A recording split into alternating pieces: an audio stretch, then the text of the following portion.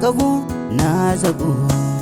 Allah ya Allah ya sa na ga aure na da ke a daren alkhairi lailatul qadari na. Ni roƙo Allah ka cikan burina, na ba makiya kunya zuciyata ta bar karaya. Tunda dai na yau kudiri na yawa wurina na bar shago, kafin lokaci ya kuri ni zan duba gogo. In roƙi lawo ni ma a saka mini baiko, ya dafa mun a cikin bautar da na ɗako.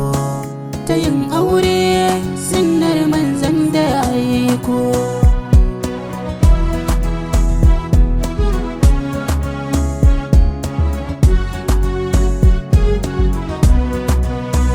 Ina son aure ba auren sha'awa ba, ina son aure ba sai auren jari ba.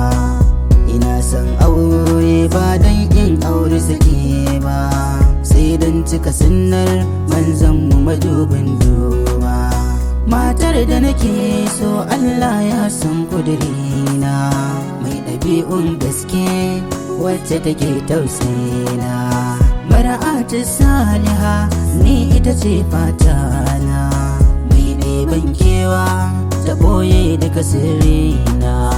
Dan na yi amo kar ku gano laifina, dan ta cancanta murayi da ita cikar burina.